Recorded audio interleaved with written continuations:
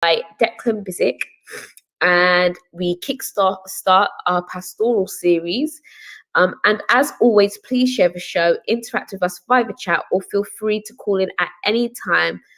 And please do use the hashtag TT Radio. So as always, please feel free to use the chat to interact with us. Better still, do call in. So I haven't done a show in about 4 weeks because literally I've just needed a break from all things education. I went to Greece.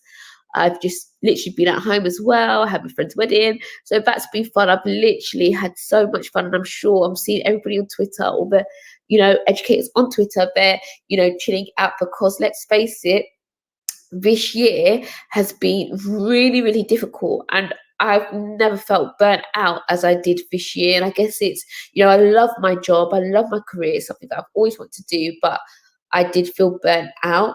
Due to the context of COVID and all the tags experience.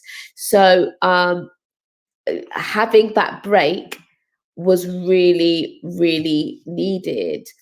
And so I'm just really happy to be back. So I'm just going to play a bit of music to express my gratitude in terms of that. But for some reason, this is not working and I do not know why, but that's fine. We don't need the jingle anyway. I guess you guys have been sick and tired of that. But anyways, as I said, we're kickstarting our pastoral series. As we know, Ofsted, there's a new Ofsted framework, and one of the changes, or I wouldn't say changes, but I'll say there's been a greater emphasis on, character education and also careers. So over the next few Mondays, so 3 to 4 Mondays, I am looking to create this series to develop pastoral leaders or those that want to get into pastoral. Although I'm a academic middle leader, I do myself one day want to get into the pastoral route. And in terms of that, obviously as pastoral leaders, you look at careers and also the pastoral curriculum like character education. But also from what I've seen in my school is building networks with other with I guess organizations and with speakers. And today's speaker is going to touch upon crime prevention and also how he helps and mentors students in terms of career opportunities. And I personally think that's very important because I've seen, for example, this year, unfortunately, we've had issues in terms of crime and especially knife crime. So I think today's segment will really help in terms of enabling teachers to see the signs in order to prevent crimes, especially from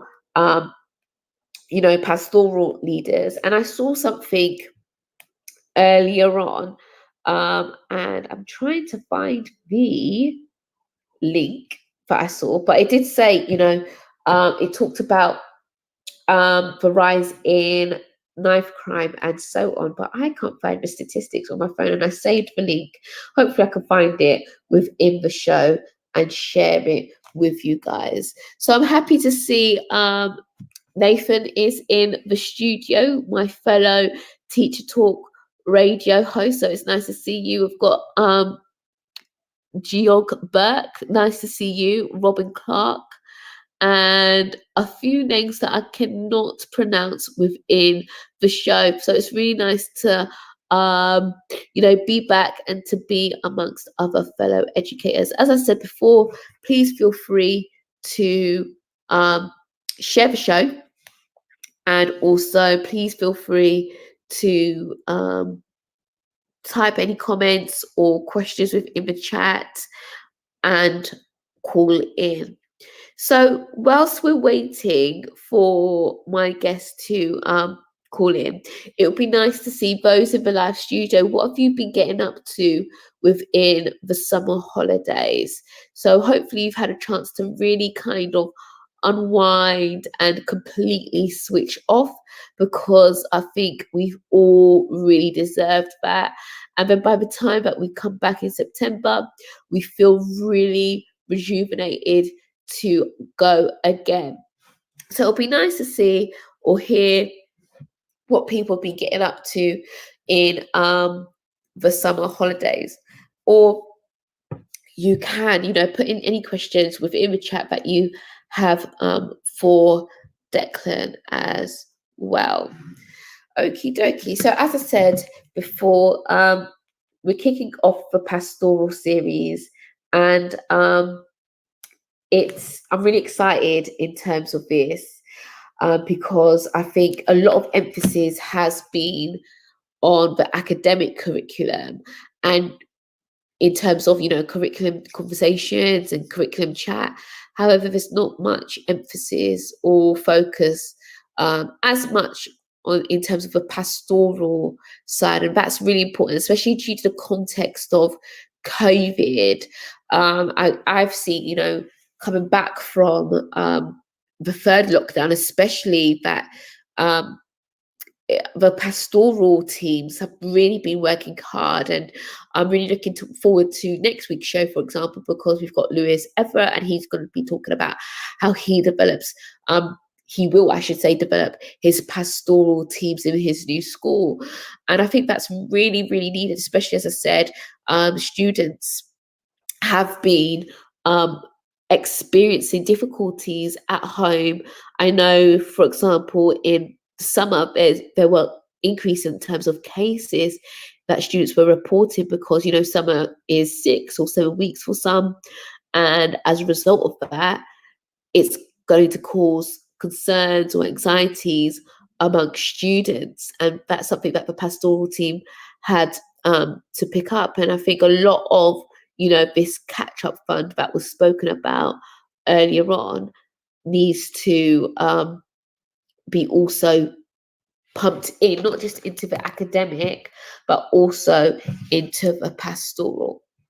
Okay, so whilst we are waiting for my guest to come, I'm just going to play one of the adverts, and hopefully that would work, because I do not know what is going on with the music. Let me see. 1 second. So hopefully this will play or not.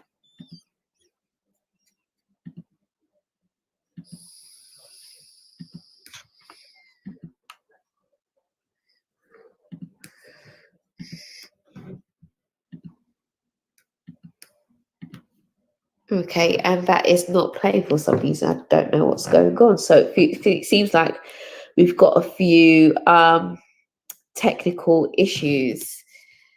Okie dokie. So as I said before, hold on 1 second. So we've got Declan here. Hi Declan, how are you?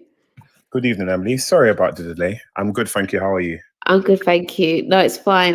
I've been having technical issues myself, because my jingle won't play, the news won't play, the adverts won't play. So it's completely fine. I guess it's one of the things about returning after, I guess, 4 weeks. So it's lovely to have you on. So thank you once again for joining us. And, as I said earlier, you're the first in terms of this pastoral series that I'm starting. So if you could just please, introduce yourself and what you do.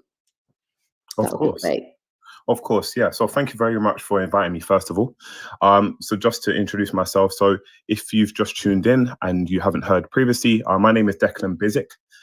In terms of what I do, so currently I'm a project delivery consultant. I want with around the world. So in that role, we provide professional services. My field is within the field of project and program management. I've been in this field for a little under 5 years now.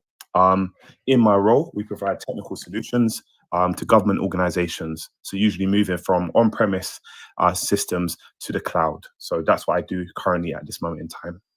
Thank you so much. And that's really interesting because I will be asking you questions on, careers and what you do in schools in terms of that. So that's really interesting to know. And in terms of what you do in schools, what services do you offer to schools and stuff like that? Yeah. Of course. So in terms of schools, currently at this moment in time, I go into schools and I share my experiences. My experiences are all around growing up in inner city London, more specifically the borough of Hackney, and my transition from a life where I was, going down the wrong path and actually Yeah. turning that around and moving to the outskirts of London.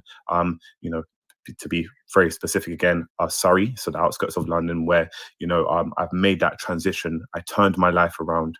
I started going down the right path, and now I can say, with my chest and my head held high, that I feel like I've made my family proud. Whereas before, I feel like I was going down the road where I was really doing things that wasn't things that they could stand by and really say that that's my son, that's my brother. So that's what I currently do at this moment in time. I also go into school. I also go into an adventure playground. So I do that every other week in Shoreditch. And I support there. I support children from the ages of 6 to 16. I play with some of the children. I speak to some of the children about some of the issues they're facing at home, Yeah. as well as their careers as well. So I do a fair bit outside of work. Oh, that's really interesting. And I'm going to touch more on what you do, you know, in schools because it's just really interesting to hear. And I just want to just give a shout out to Gnome. So it's nice to have you in the live studio. And Mr. Rogers, basically director. So it's really nice to have you guys here and listening in. So, thanks for sharing the show. And as always, please do call in or ask any questions. Okie dokie. So Declan, back to you. Why did you get into speaking in schools, and how long have you done it for, and what do you enjoy about it? So like, why? When people, when I tell people, I'm a teacher, people are like, why would you do that? Because I guess they have a perception of young people. So Yeah. that's kind of like, the public, I guess, perception. But why, did you get into speaking in schools and trying to make that difference? Yeah, so it started quite at quite a peculiar place where I had a near fatal attack at the age of 15. Um Yeah, After this attack, my sister encouraged me to move from where I lived in inner city London. And from that day, she's always told me, Declan, you should share your story. She's a pastor, so she believes in God, and she believes in sharing testimonies. So she's always said to me from the first day that I stepped foot in her house in Surrey. She said, Declan, you need to share your story. This is your testimony. I'm sure that others would love to hear this story, and they would they would benefit from it. It can change someone's life. And I yeah, realized shortly after that, after attending a few churches, and it ranged from various sizes, it could be a congregation of 20 people up to about 100 people at times. And if I'm honest with you, sharing the same story time and time again, and sometimes it's quite tiring, right? You're just yeah, going, from church to church, sharing your story. But realizing that after some of the sessions, that some people would reach out to me and say, Declan, that was an amazing story, and my son's going through something similar. He's going down the wrong path, or I know somebody who's gone through this type of attack. For me, that it was crucial that I continue doing this. I'm doing this inside of yeah, churches. In terms of actually doing it in an educational institution, my first public talk was in 2014 at a yeah, college in Southampton, so just by the south coast of England. And this was all around promoting the Erasmus scheme. So it wasn't to do with my testimony. It was actually to do with promoting the traveling of UK students to other countries around the world. So yeah, I took part in this scheme. And it's all around getting funding, getting the funding that you need to go to another country. So I studied for a semester in Denmark. So I was lucky to have that yeah. experience, and I wanted to share that story and share that experience with others and encourage them to do the same. So that was my very first talk in 2014. in terms of what do I enjoy about it, just to answer your last question, Emily, I feel like receiving some of the great feedback that I do after sessions for me is golden. It means everything to me. It also provokes some thought-provoking conversations after the Yeah. sessions as well. You know, people tell me, Declan, wow, you know, you've gone through so much. How do you, how do you remain so resilient? How are you so determined to still succeed? And for me, I just feel like this has been ingrained in me from young. My father was an individual who would always say to me, Declan, you know, you can make it. You know, Declan, stop going down the wrong path. You know, try to be something in life. You know, and that's what I've name up high, his last name. And for me, I just want to share what I've been through and hope that it can encourage others to do the same and go down the same path. That's amazing. That's amazing, because I think what I've noticed amongst students in schools is that it's so easy to kind of, not all the time, but most of the time, easy, I would say, to instill knowledge, but to instill, grit, and to instill resilience and perseverance. And, kind of like in school, we have this saying, growth mindset is very difficult. And I feel like, um, your story is a testament to grit, perseverance, that growth mindset, that actually you can turn things around. So, as I said before, with, you know, as I said before, your story and this show is part of a series I'm doing in terms of a pastoral series and kind of building the whole child. So we do a lot as teachers to build knowledge or to build exam skills and so on. But the whole child, in terms of character and so on, sometimes that can be neglected in the midst of marking and so on. So, my next question is touching upon your story, so that I can link it back to how I would, for example, as a teacher, be able to spot the signs. So, how did you get into, gang culture? Because the reason why I'm asking this is so that as teachers, and a lot of teachers are listening in, we can see from your story in order to kind of spot the signs and therefore kind of mitigate or stop our students from getting into the same predicament. Of course. Yeah. So how did you get into gang culture in essence? I feel like I've waffled. Oh no, I completely understand the question, and that's Yeah. fine. Thank you. In terms of how I got involved in this, so there's always a number of factors. I feel like it's not just one sole factor. For me, it started off with, first of all, the environment I was in. The environment I grew up in was, especially at that time, was all around, kind of post-Cold wars, and you couldn't go down the road because you may have a problem with somebody else just because of the area you lived in, right? It's not as simple as whether or not you're actually involved in this area, so you cannot go down that area because it's as simple as that. There's rivalries that stem from 10 or 15, however many years ago. Yeah. Now, my father, he was an old age pensioner, and it was very difficult in my household in terms of the household income. Sometimes there was just enough, barely enough for the bare necessities and just to keep the light on. So that, first of all, started to push me down a route where I thought to myself, I need to do certain things to get something so that I can live. Sometimes you don't have money for lunch, right? I don't know if a lot of people can relate to this, but it was hard. It was hard. And falling in with the wrong crowds as well. Having the wrong friends, the ones that tell you go and do that and come and join us now. Don't listen to your dad. Don't go home. Stay out with us. Don't go to school. Let's all bunk. Let's all, climb out of school and forget that lesson. You're not learning anything anyway. These are the kind of things that also push you down that route.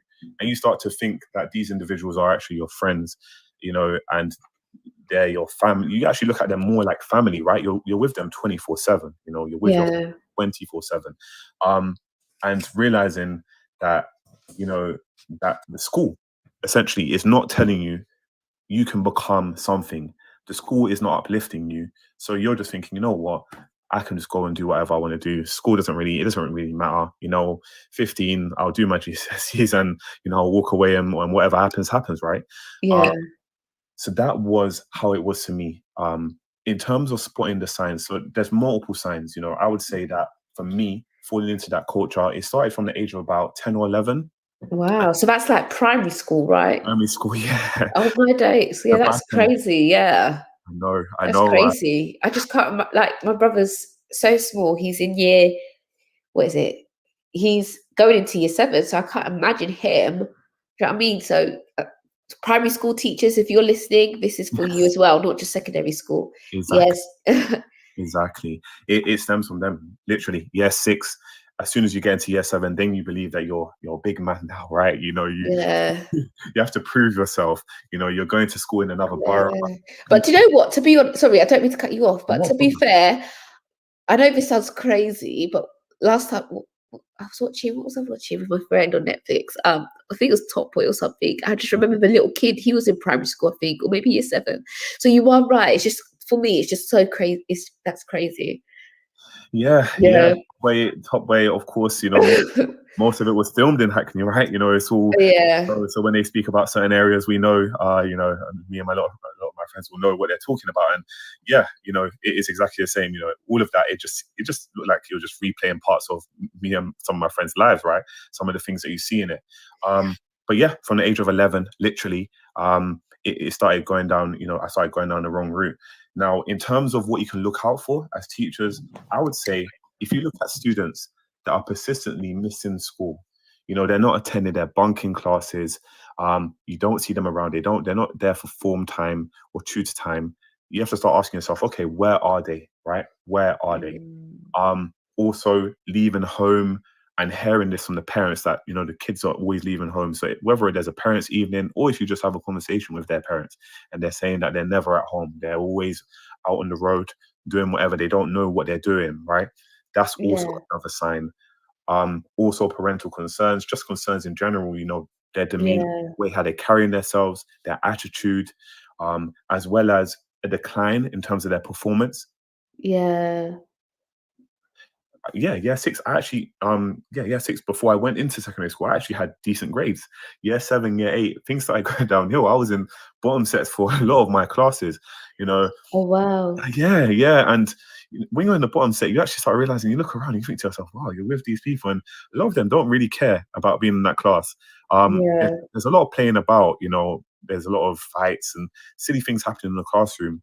You start to actually realize that the teacher as well is aiding in it because they're not really trying to tell everybody to stop the rubbish, right? So it kind of filters into aspirations and teacher expectations. And there was a new report that came out about, what makes it successful teaching. I think it was an Australian report that came out last week. And it said that one of the ingredients was high teacher expectations. And so from your story, I can see that teacher expectations kind of filtered into, that side of your story. 100%. Because if you feel like your teachers don't care and you're sitting in the classroom and you're involved in this, right, but you actually sit there for 1 second, you look at your teacher and you think to yourself, wow, why are you letting this stuff happen? Why are you letting people just walk out of the class whenever they want? Why are you letting people sell drinks in the classroom? And it's ridiculous when you actually look back on it. And then last but not least, of course, which is clearly kind of evident here, is if you see students carrying weapons or any of those kind of things as well, that's something straight away that kind of clicks in your mind. You think to yourself, actually, this person may be involved in some sort of gang culture. Let's do what we can to nip this in the bud straight away. It's all about prevention. It's all about trying to stop them from going down the wrong path. I love that. I love that so much, especially because I'm I wouldn't say that I've had the most amazing upbringing, because most of my listeners know, I was fostered and stuff like that, but I have been sheltered. I haven't lived in, for a long time in inner city London. So I am so aware of these things. And sometimes because I'm so engrossed in terms of percentages and stuff like that, all of this can, escape my attention because my eyes and my focus is on something else. And Before I lead on to my next question, I just want to say a shout out to Sam. My friend Sam's listening. So she's listening for the first time. So I'm really happy to have you in. So thanks, Sam, for listening in. So my next question is, how did you come out of gang culture? Because it is really easy to stay there. So how did you come out of that? And how do you therefore mentor other students and encourage them to come out of that? Yeah, so luckily, well, I can say luckily, but if anything, it was an unfortunate sequence of events. So there were a couple of things that happened to me prior to me leaving the area. So the first thing was I got ran over by a motorbike, lost my front tooth, got a scar into my right eyebrow, which I have now, which is slightly annoying, but it's fine. I remember back in the days, everybody used to kind of slit their eyebrows and have that design. Mine's permanent. Oh wow, a bit like Harry Potter, I guess. Yes. Yeah. But that one was actually, was fairly light compared to what happened to me after about 2 or 3 weeks after. So I've shared this story numerous times, but not with everybody. But I feel like this is part of the conversation. So when I was 15, I was in the wrong area, wrong part of my borough of Hackney, and I got stabbed multiple times. So one was a puncture to my right lung, which was life-threatening. And if I didn't receive emergency services that night, then I wouldn't be here speaking to you today. So for me, once I woke up from a major operation and I had my sister and my dad by my side, they both said to me, "Declan, you need to move. This is getting out of hand. It's not just you getting involved with petty crimes and, involved with the wrong kind of people. This is life or death. This is actually life or death. So we're moving you to Surrey." I thought to myself, what? Because when you grow up in the area that I grew up in, you're so entrenched in that area. You don't know anything else. All I knew was Hackney. If anything else, all I knew was Islington, which was a neighbouring borough, and maybe Haringey, Wood Green and other areas. But I never knew anything else other than that. I didn't even know where Surrey was. I thought to myself, where is Surrey? I remember the first time driving there, seeing fields and horses and stables, and it was a village. And I was like, what is this? I asked my sister, "You really want to move me here?" I thought to myself, I'll probably run away after a week. Yeah, I don't blame you. I remember I was quite naughty in school, so my mum would always threaten me to go to Nigeria. So that was evil. Sorry, I'll take Surrey anytime then. Yeah. Sorry. Yeah, anyways, carry on. Yeah, definitely. Yeah. Sorry over Nigeria or Jamaica any day. Yeah, my dad would threaten me with the same. Yeah. But yes, so I moved out of the area, and reflecting now, I thought to myself, at the time, you don't realize that this is the right thing for you. You don't realize that some of the things that you are hanging around were actually there to bring you down rather than uplift you. And now, looking at the bigger picture, I realized that, I made the right decision to drop some of my friends when I moved to Surrey, to not go back as much. I always thought to myself, I'd be back there every single weekend. After college, I'd be on a straight train from Surrey straight back to Finsbury Park, and I'll make my way to my friends. But no, I realized that some of those individuals were not for me. And my sister really played a major part, actually, in terms of changing my life. She said to me, let's get you into college. Declan, go to university. Declan, go back and do your master's. She's even pushing for me to do a PhD now, but I feel like it's probably a bit excessive, if I'm honest with you. But I think you should definitely do a PhD, honestly. Okay, I'll think about it. It's going to help me in my field, but yeah, I'll see. I'll write something. But it was the right people around me, pushing the wrong people away from me and moving out of the environment. Now, in terms of what I tell students and what I tell young people when I do my volunteering on the weekend, I tell them, whatever you're involved in, try to distance yourself away from that. There are so many people that grow up in the area that I grew up in that stay on the straight and narrow. They keep their head down. They do what they have to do. And they work very, very hard to get out of that place. If they want to, of course. If they don't see the side of life that I saw, then fair enough. But those who have seen it, who have experienced it, that have family members or friends that are part of it, working hard to find your way out, right? Taking Yeah. every single opportunity. That's what I've always done in life. Grasped every opportunity that's been presented in front of me. So that's some of the advice I give them on the ground. I love that, honestly, because I feel like, as I said before, that, you know, one thing that I see that students don't really have nowadays is a can-do attitude. So if they feel like they're not good at something, or they feel like they can't do something, they won't even bother trying. So to hear that, you know, that you were in something and then you eventually got out, it shows that, to me, it's a story that can show students what they can achieve, Exactly. despite their surroundings, if they just have that correct mindset. It's all about mindsets. I'm just gonna go on a little break and play the latest educational news. If it works, if it doesn't, we'll just move on with the interview, because for some reason I couldn't play the jingle, I couldn't play the adverts. So fingers crossed, Okay. I can get this to work. So let's see. Let's see. And for some reason it is not working. So yeah, that's fine.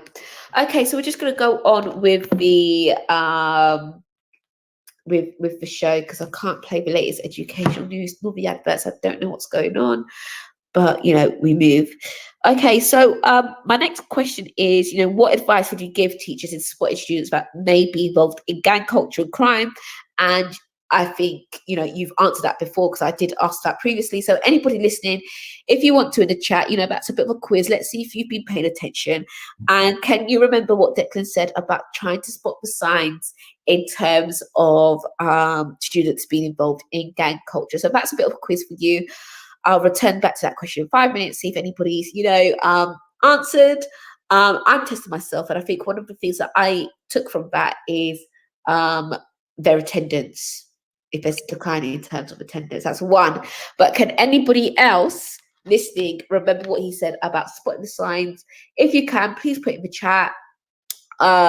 And so on. So my next question that ties into that is, do you offer training to teachers or pastoral leaders or heads of years in terms of spotting, you know, students going into gang culture? Oh, somebody said decline in performance, and that is from, I don't know your name, I'm so sorry, because it's not showing me your name. That is from Kevin. So I'm going to give you a round of applause if I can find the I can't find the clap button, but well done to you. You got that right. Declining performance.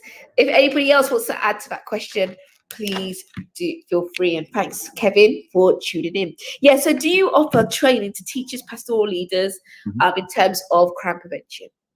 Yeah, great question. So in terms of offering these services, so at the moment, you know, whilst we've been in lockdown, you know, luckily, been working from home for about 1.5 years now. So in my spare time, you know, whilst I haven't had to do the long commutes, I used to actually work down in Southampton for quite a bit, so that was a long commute. But whilst I haven't been having to do this, I've been working on some programs that I'm forming together. So I have 3 programs that I'm trying to put together at this moment in time. Yeah. Have I done it previously? I have not, but my aim is to start doing that going forward. If anybody wants to hear me speak, I'm part of a school speakers website, so I'll be sharing that information at the very end. But in terms of that service, that's something that I'm putting together at this moment in time with my website and those programs. Oh, that's really interesting. Thank you so much. I think that's really important. Not in just, you know, inner city London, but everywhere. Like, as you said, you spoke in Portsmouth, and I remember I've had students that have kind of been on a managed move from other areas in England, like Southampton, Portsmouth, and so on.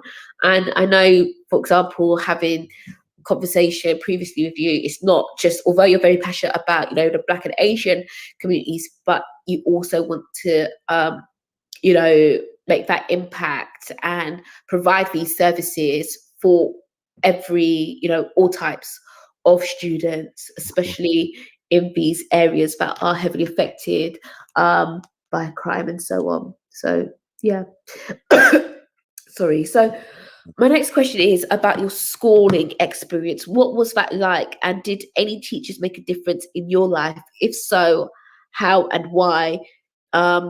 Yeah, so how, why? Because, and the reason why I want to ask this question is because all the teachers listening, you will see that, that there has been teacher bashing in the media, calling teachers lazy due to coronavirus. It seems that, teachers during lockdown had time off in people's eyes, and various other teacher bashing. So it's nice to hear, stories about teachers in the past making that difference. So yeah, if you want to touch upon what your schooling experience was like, and also what and a teacher that made a difference in your life. Yeah, of course. So I won't bash any teachers. I feel like they've done, and I feel like there's been a lot of industries and that have been affected by the virus, and people have been working from home and etc. But in terms of my schooling experience, it's been fairly mixed.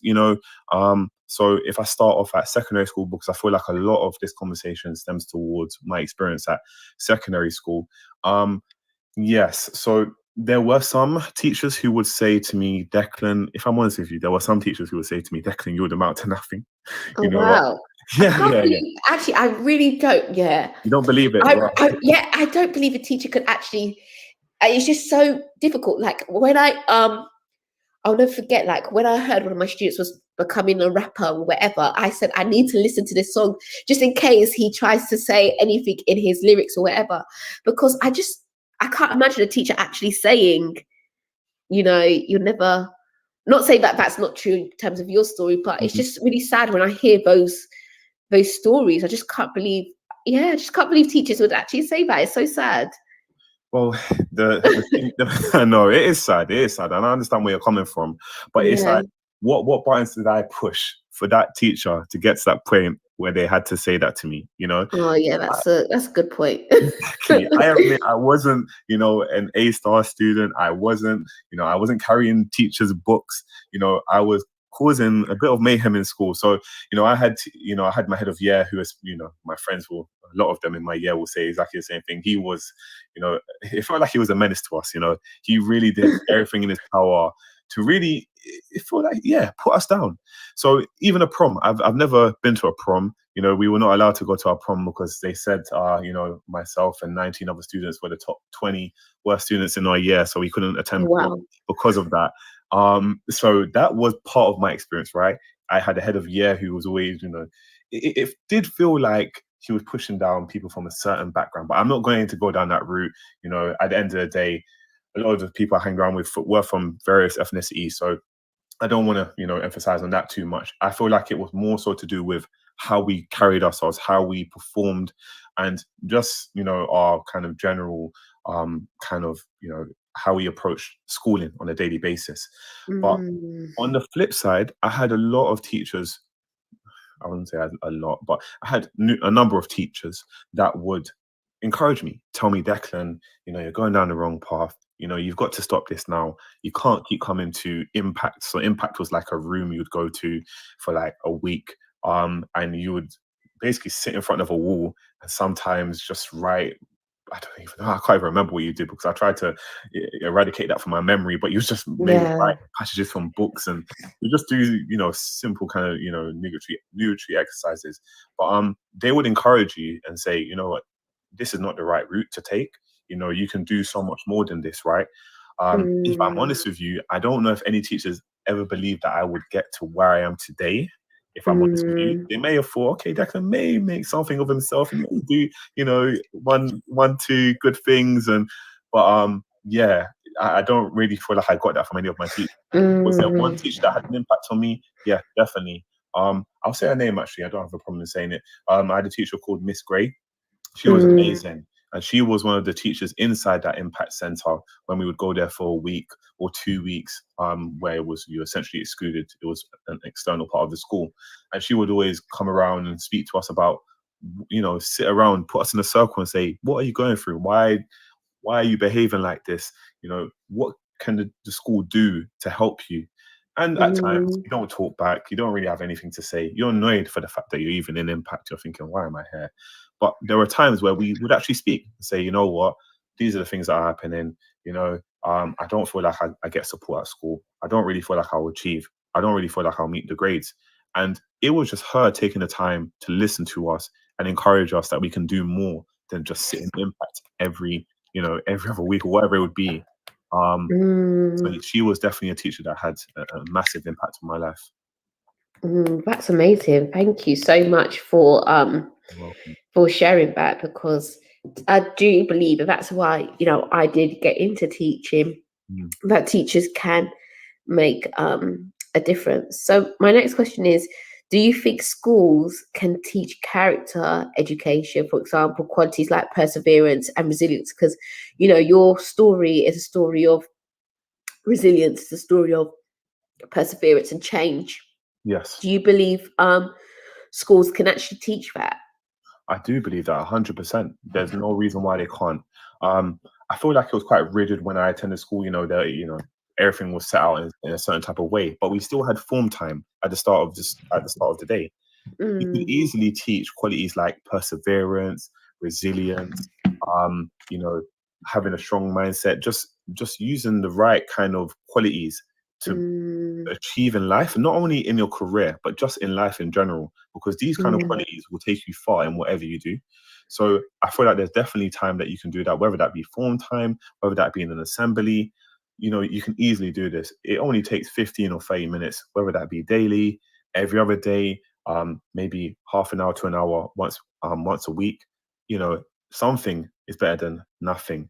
And I definitely feel like this is something that is key because these qualities, like I said, it's not only key for your career, it's key in life to have that wow. mindset. Wow, wow. It's just, I think greater thought needs to be put in place for how we kind of teach that. But you did mention stuff about, form time, which is excellent in terms of fostering and teaching character education. Yeah, just for those listening, I can see more and more people joining. Please do feel free to pose any questions within the chat, or better still, call in and continue to share the show. It is very interactive. It's not a rigid show, so please do call in, or put any questions or comments within the chat.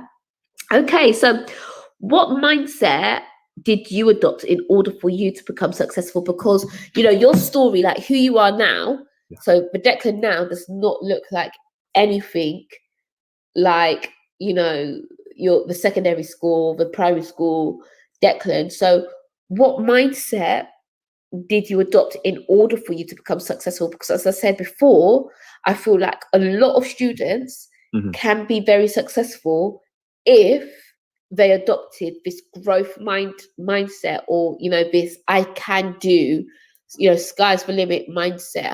I feel like what I'm seeing now is so many students giving up at the first hurdle or at Mm. the first difficulty, and it's very, very sad to see. Before I do ask this question, we do have a caller. Rezam. Hi. Hello, Razam. Oh, you've just Hi, muted hi, yourself. how are you? Hi. I'm good. Where are you calling from, Razam? Uh, can you say that again, please? Oh, what country are you calling from? I'm calling from Iran. Oh, Iran. It's so lovely to have you.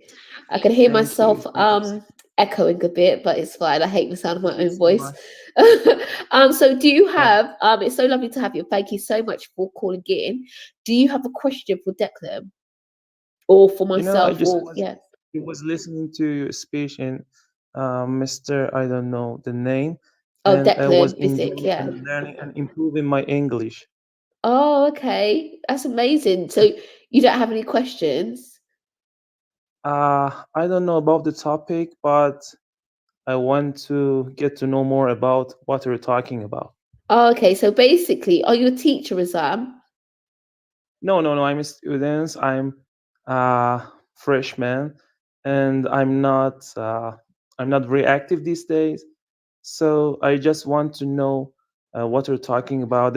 I guess you were talking about teaching or something. Yeah, Yes. yeah, yeah. We're talking about teaching. We're talking about. So I'm starting my new series on pastoral um, education, and I have Declan Bissick with us today, and he's talking about his story and how he uses his story to basically talk to students within schools and to kind Amazing. of and to kind of build them up.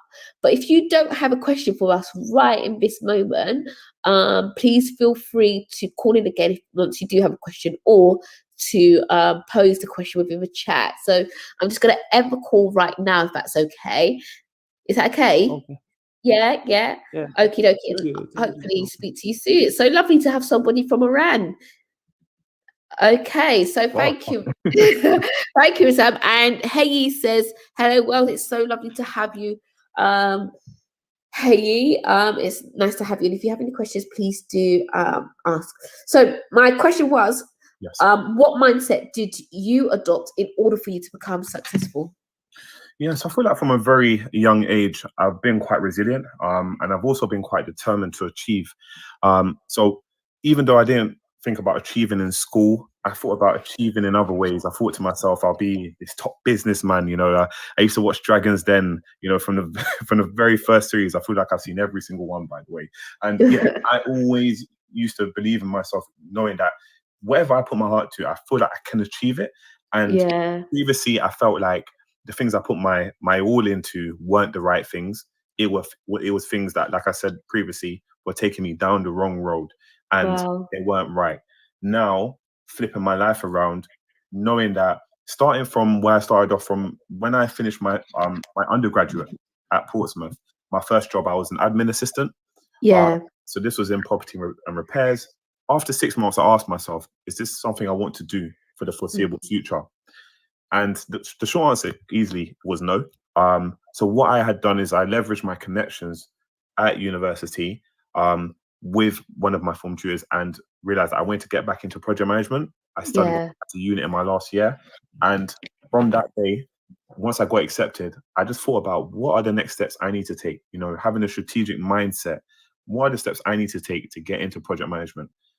What qualifications do I need Mm. to do? What early career program do I need to do? What on-the-job experiences do I need to have to get me to the right level in project and program management?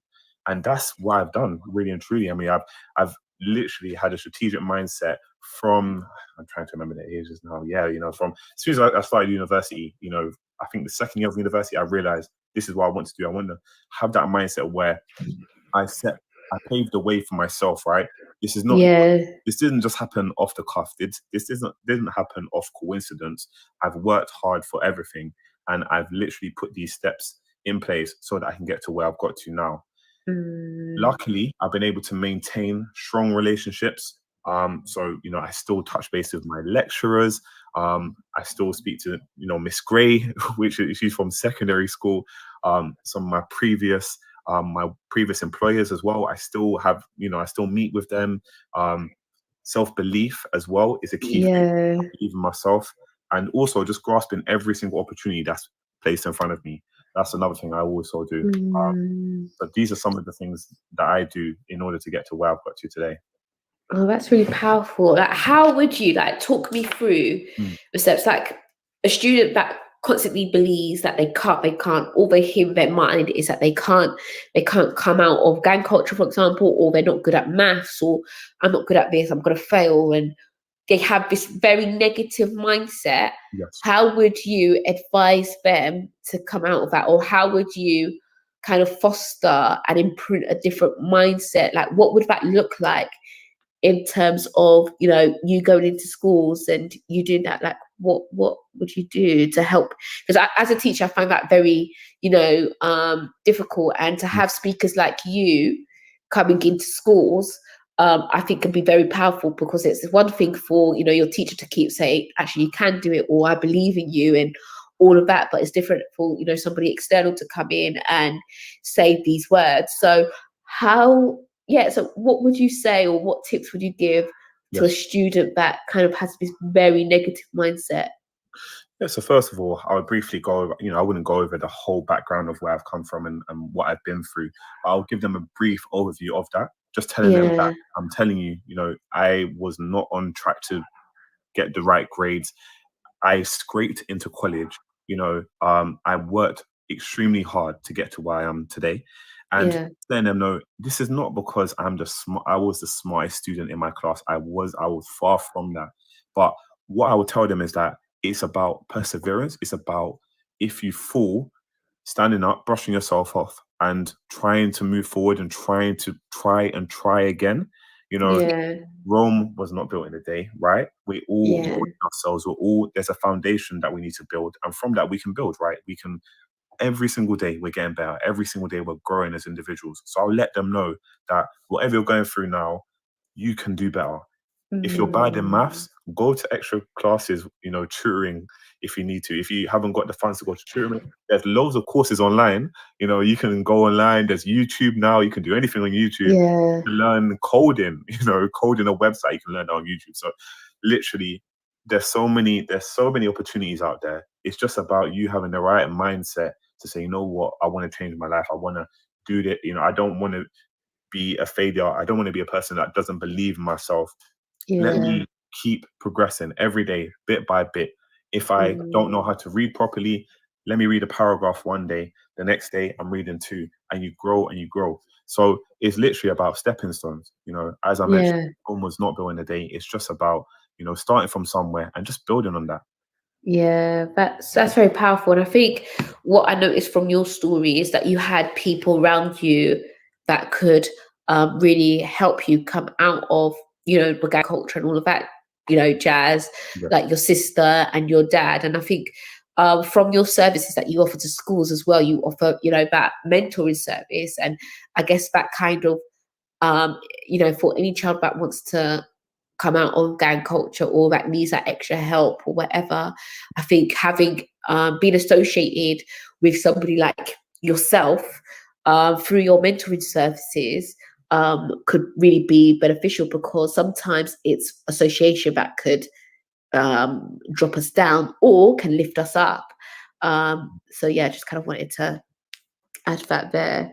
Okay. Earlier on in the show, you said that you're a project manager, Mhm. and you've done your masters. So how do you help students in terms of their careers? Yes, yeah. In terms of their career, so I've been to events where we've had round tables and we kind of flip between the tables, kind of like speed dating, where I meet some students, we're all around the table, we speak about, what do you want to do? What do you want to do after school, college? Do you want to go to university? And they share their experiences, right? They say, you know what, I want to be a plumber, I want to own my own business, I want to be a hairdresser. And we say, okay, all right, let's take let me give you an example right now, Emily, about, if you want to become an accountant, Yeah. example that I have in my head, right? So, okay, you want to become an accountant. In most cases, you can go to university, do a finance Mm, and accounting degree. After that, after your first year, you can start realizing, all right, for me to get more experience and for me to, be above the rest, let me do an industrial 1 year placement at a great accountancy firm. yeah. From there, you complete your degree, go into a graduate scheme. You can finish that and then go and do your ACCA. Yeah. You don't know on the call, Association of Certified Accountants, which is globally recognized. And from there, with years of experience of being in accounting, you can actually open your own firm, your own accounting firm, and be your own Mm, boss. So I have these kind of conversations with students. This is what you can do. You want to be a plumber, all right? You do this course, you do that course. You have years of experience. You can get all the qualifications under your belt. Then you can potentially own your own firm, have plumbers working for you. So I try to understand a bit about where they want to be and what steps we can take to get there. So yeah. it's encouraging them as well, letting them know that the sky is the limit. It's not just about, okay, I just want to be a nurse, or I want to be, what level, do you want to be the head nurse? Do you want to be, the head of this plumbing firm? Do you want to be, you know, the biggest entrepreneur that the world has ever seen? You know what I'm saying? It's literally Yeah. about letting them know the sky is the limit. So that's what I do there. That's what I let them know. I literally speak to them the way I'm speaking to you now, Emily, and just letting them know that anything is possible. And that's how I look at life. I love that, and it's making that plan, because when you ask them those questions, it brings those desires out in terms of their forefront. And when we had training in terms of careers, before we broke up, apparently research said that when students know what they want to do, it filters into their performance at school, so they tend to do better in terms of their results because they have something to work towards. But I think that's really interesting. And as I said before, Ofsted in their new framework have really put careers into I'll say front page sort of in terms of the curriculum. So it's really important. Whereas in the old framework, it wasn't really given much notice. Maybe I have to do a whole show on how we can help students in terms of careers. Something I can do in Pipeworks.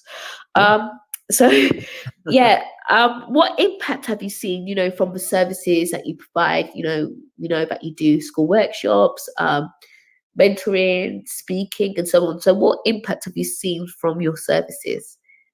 Yeah, so as mentioned previously, I've had great feedback on the ground, whether that be from the teachers who invited me, whether that be from other teachers who are actually in attendance and they say, Declan, I want you to speak at my school. But the most important one to me, that's great, that's amazing to hear. But the most important ones to me are actually the students that come to me and say, Declan, you know what? You've made an impact on me today. I feel like the story is amazing. I know people who are going through this, or I'm currently going through this, and you show me that anything is possible. I go into more detail about the kind of government organizations that I work for, and they think to themselves, wow, how did a guy who grew up doing whatever Declan was doing, and how did he start supporting some of these government organizations? And it's letting them know that anything is possible. So on the ground, the great feedback I receive.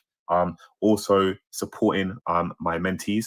So I've had mentees within the workplace, and I supported that individual to get a promotion. And that was an amazing feeling for me, to know that he said, Declan, I want to get a promotion next year. And we took every step in the right direction for him to get that. We drew up a plan. We started focusing on some of his kind of weak areas and areas of improvement, and we worked on that. And it's just amazing to see that he got that promotion. And one other mentee that I have external, outside of my previous organization, she recently landed a successful role within project management. So I went through the whole processes with her. There's a framework of about, I believe there's 27 APM competencies, which is the Association of Project Management. We went through near enough all of those, the ones that she didn't know, right? And we practiced it. We went through interview techniques, and I helped her tremendously. And it's just amazing to know that she's come back and said, Declan, thank you for everything. I'm working in a role in project management now, and without you, it would have been quite difficult. But you spared your time. Wednesday evenings, we're going through this over and over again just to make sure that she's ready. So those are some of the impacts that I've had. That's some of the impact that I've seen from my services. And for me, it's just amazing to hear that I'm changing at least even one person's life. For me is important. So it's just been great. It's been a great experience so far. That's great. Thank you so much for being on the show. And then finally, how can schools, get in touch with you? Yeah, of course. So you can schools can book me directly on the schoolspeakers.co.uk website. If you just type in my name, Declan Bizik, I'll come up. There'll be a profile on me with some testimonials, as well as a video on me speaking at a church a couple of years ago. You can also message me directly on Twitter at Declan Bizik, and you can also drop me an email, declanbizik@hotmail.co.uk.